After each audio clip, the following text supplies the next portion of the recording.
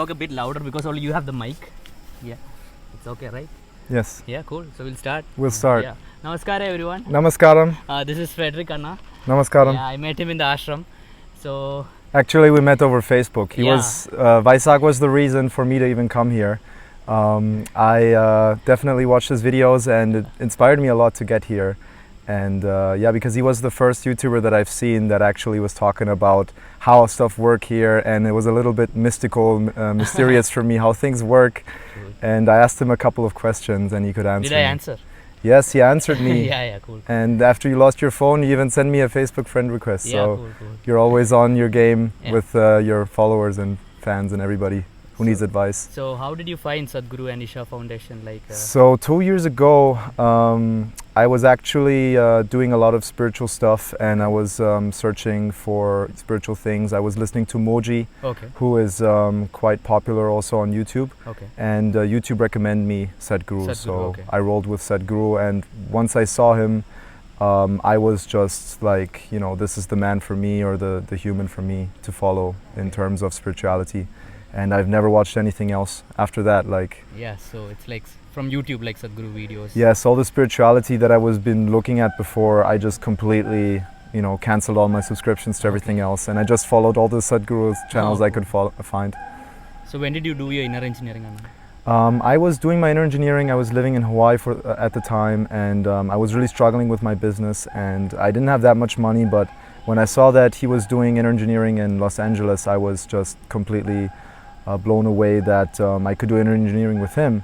And I took the early bird offer, and I flew over to LA Okay. and stayed in an Airbnb, and I did it. And it was quite costly, but it was totally worth it, because I just really, after that, my business took off also in many ways, because I was not struggling so much anymore with my schedule. I was just really becoming more conscious of what I need to do, and things would just flow gracefully. So before that, I was just really kind of with my head through the wall when it came to anything in terms of, like, you know, client communication, or which projects I want to do. I was doing too many things, and I really didn't know where to focus, and how to, you know, make sure that I'm really actually making progress in my business.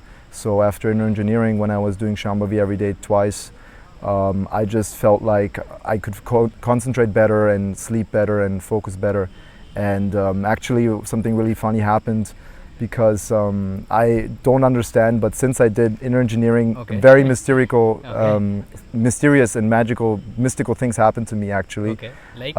So I was actually really struggling in my paying the rent for my business Okay. in Hawaii, Okay. because Hawaii is very expensive, and I had two friends living with me, but they actually they left, and one guy got really, he also actually attended inner engineering, but for some reason he got crazy, but it wasn't because of inner engineering.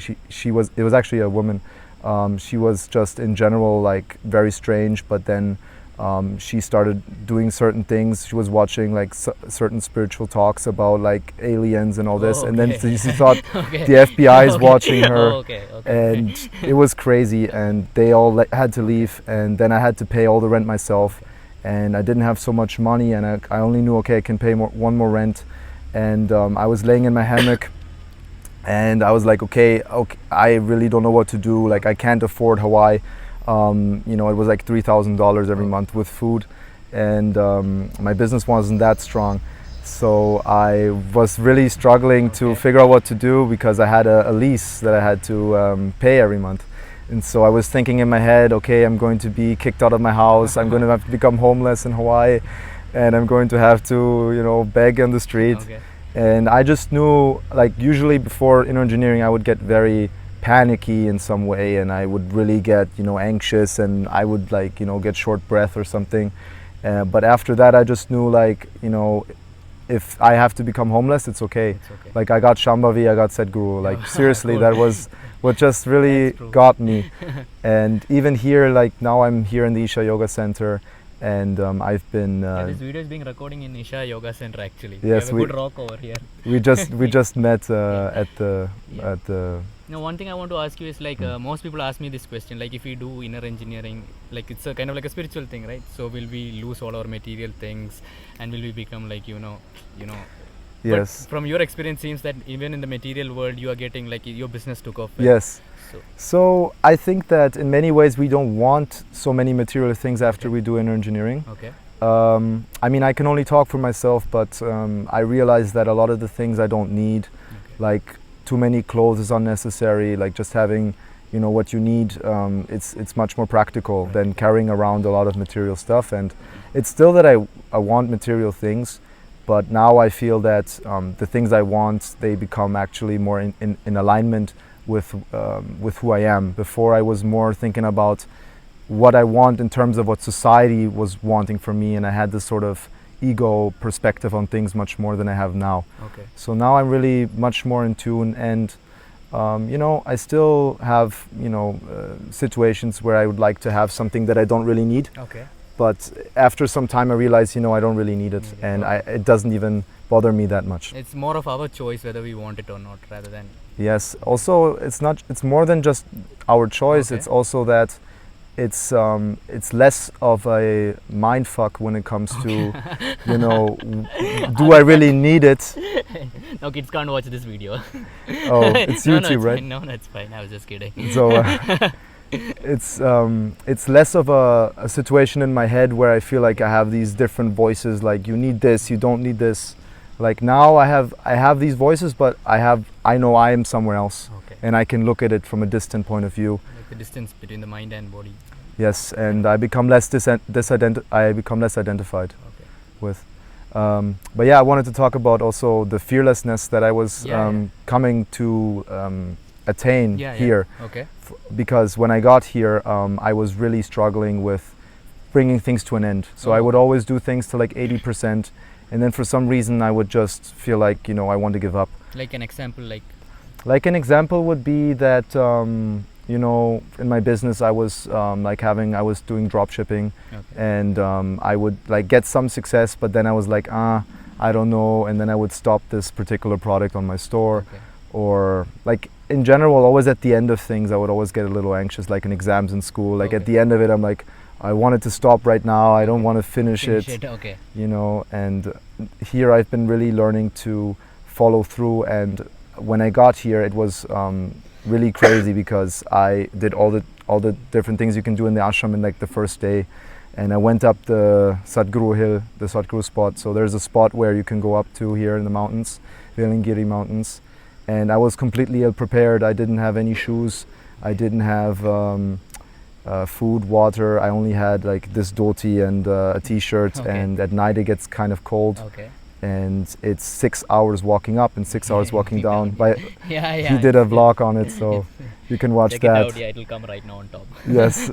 And I just didn't know how I can finish it because I was up there, and I was just, when I saw the last hill, there's 6 hills or 7, it looked like Mordor to me. So if you watch Lord of the Rings, you know what I mean. I felt like Frodo in that movie because it was just, you would see the mountain, and it was after walking up for 5 hours, and you would have to walk down and you would see only the flashlights, and then you would have to walk up, and it looked like I had to walk up like another 3 kilometers up.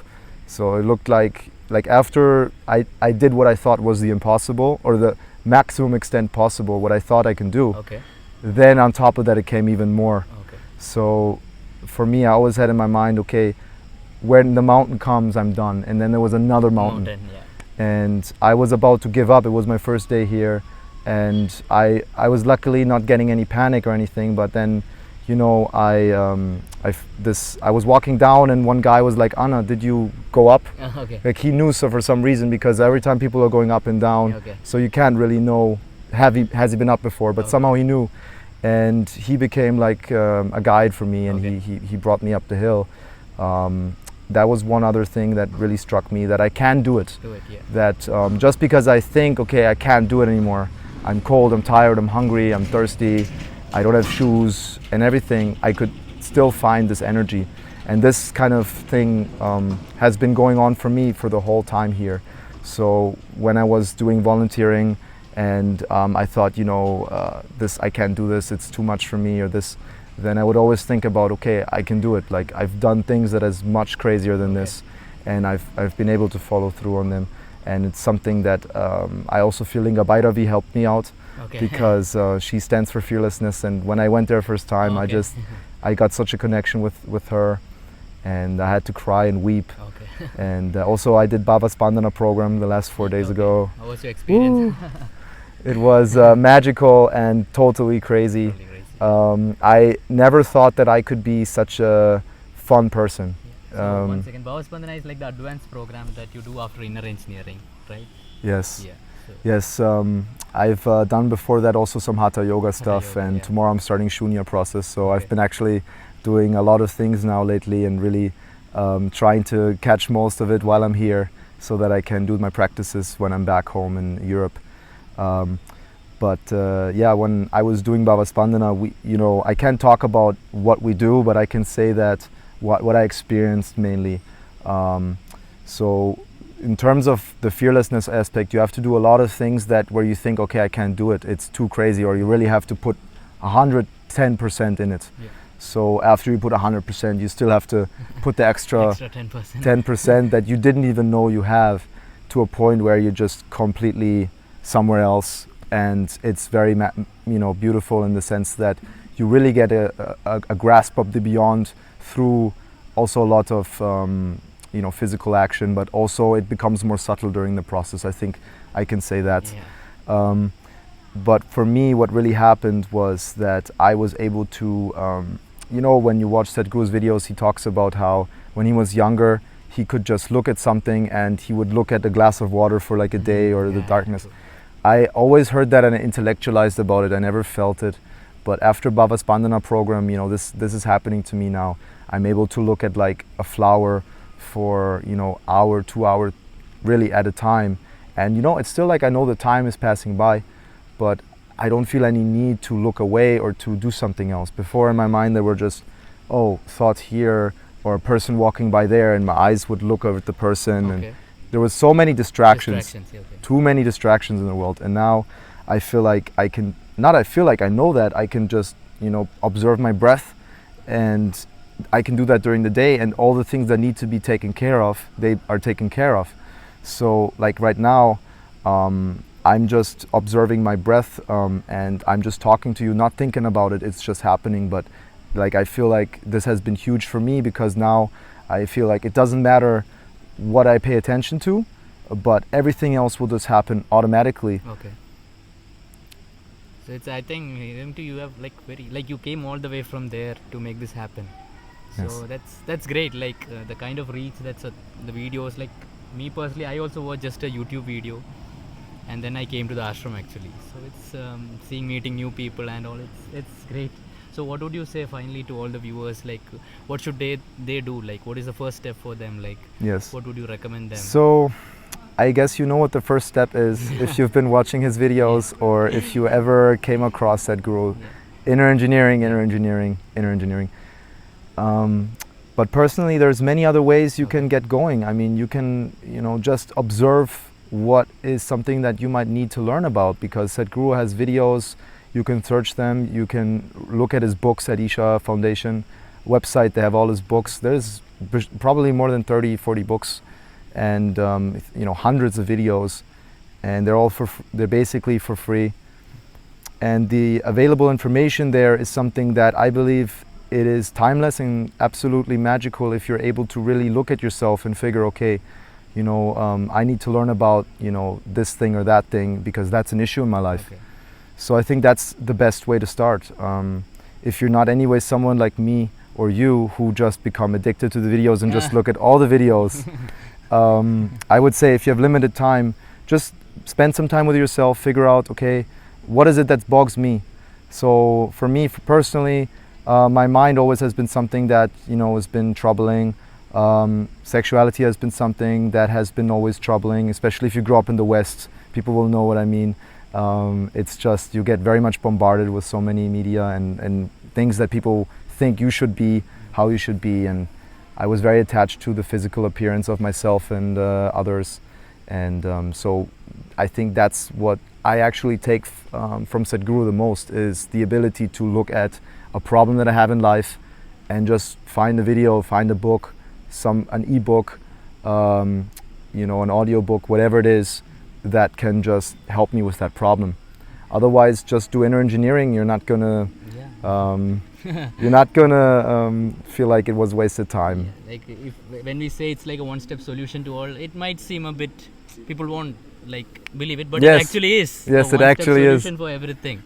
Right. Yeah, so the one-stop solution, it's true. I mean, I've been doing many online courses, business, and even like, you know, seduction and persuasion, and I've done college, I've done so many things. I went to music festivals a lot, I took, you know, drugs, everything, but I was always searching for something that can bring me somewhere that is beyond my limitations. True. And that was since I was like very small. So with Sadhguru, I never even had one doubt after like the first video that I watched, that, or the first couple of, you know, videos I watched, that this is actually something that will actually bring me to the beyond.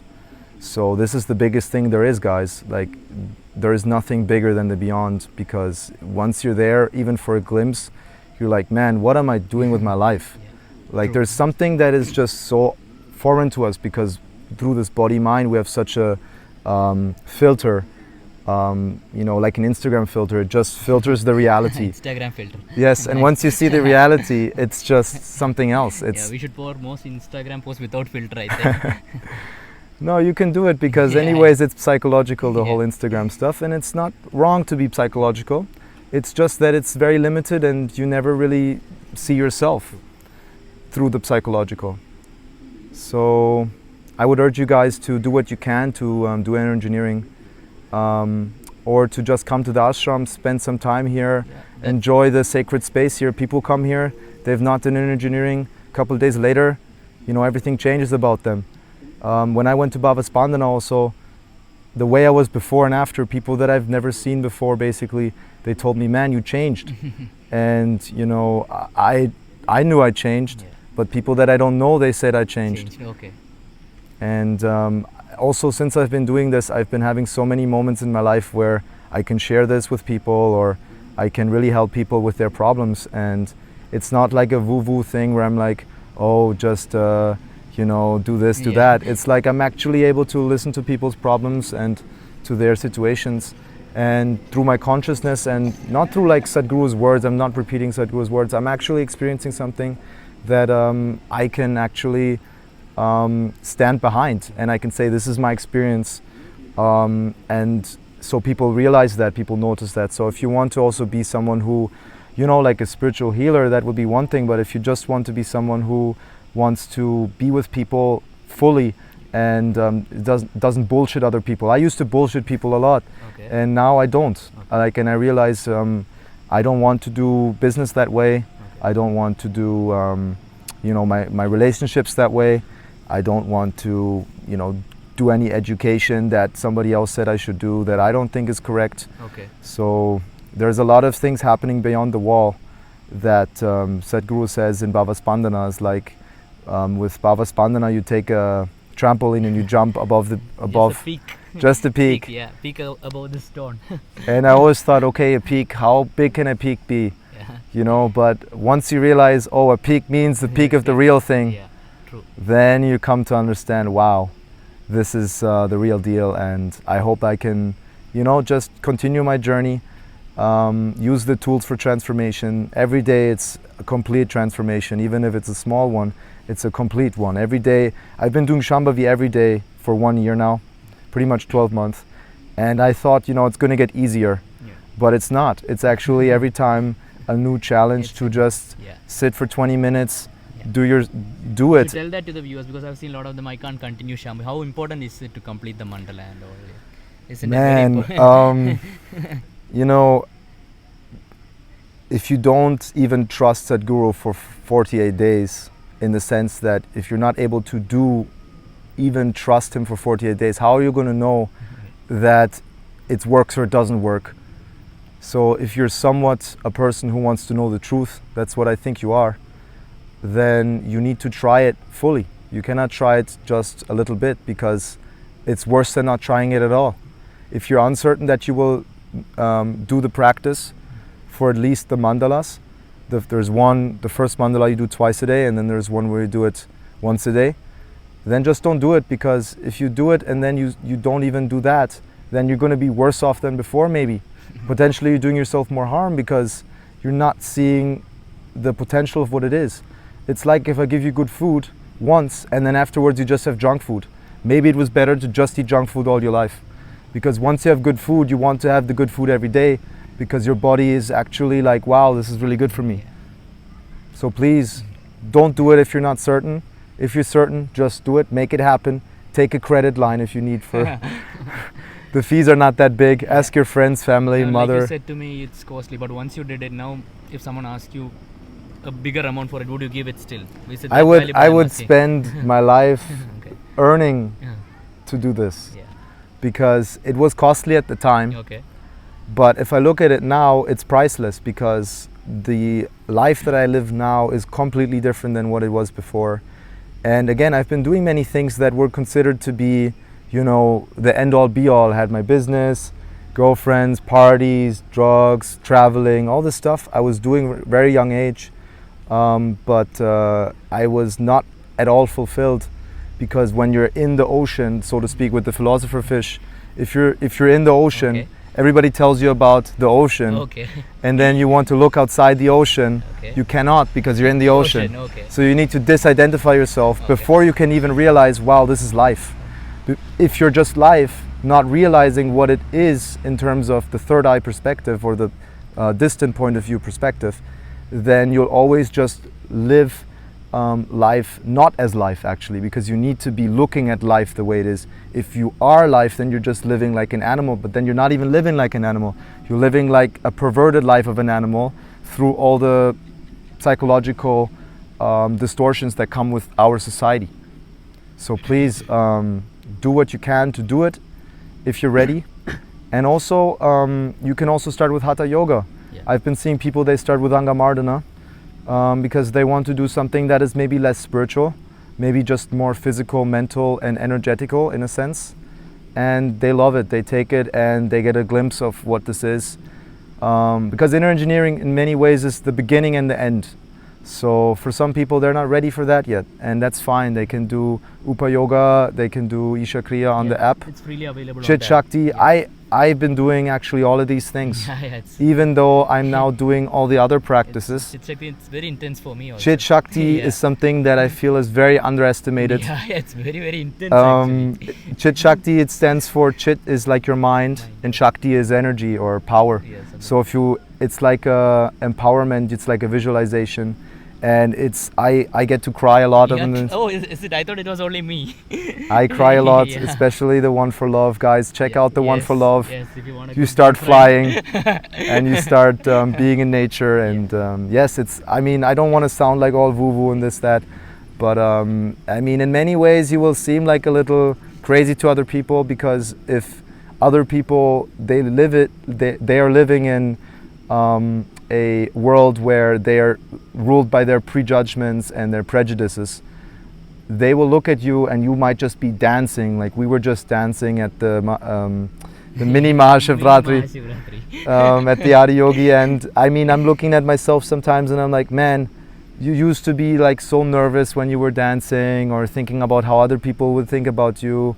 And you know, I danced like a madman and my feet hurt, and Video, I'll put it. It's there in the first. everything happens, and it's something that it's priceless, because man, if you are in a party but you can't enjoy it, what's the point? If you wake up in the morning and you're just like, man, another day at the office, what's the point? If you can go to the office and you're just blissful and joyful, and you know, if you want to put your attention in something, like Sadhguru says, it has to yield. Reality will yield. It doesn't matter what you look at, it doesn't matter where you put your attention to. When you look at something truly with the necessary awareness and the necessary abandon of your fake self, you will actually see life will happen in a completely beautiful and simple way. Things will just happen. You don't even need to do anything anymore. Like I'm telling you guys before, now I just focus on something. I can focus on a point on my finger. I can focus on my breath, as I said. I can focus on anything in a person, whatever. But while I do it, my body will move, my body will do things, I will still have thoughts, but it's that's the beauty of living. You don't have to always do everything, it just happens. So if you want to have a life where certain things are just taken care of and you can focus on enjoying your life and, you know, looking at maybe like a bug or like some animal and realizing, wow, the animal is like me in many ways. I should tell you guys, like at Baba Spandana, I was really having a great experience with animals actually, because I used to, you know, not really connect with animals so much, like only on a superficial level, if you know what I mean. You know what I mean? When you see an animal, you're like, oh, it's cute It's and cute, this, yes, but you cute. don't. Yeah. You don't feel like it's life itself.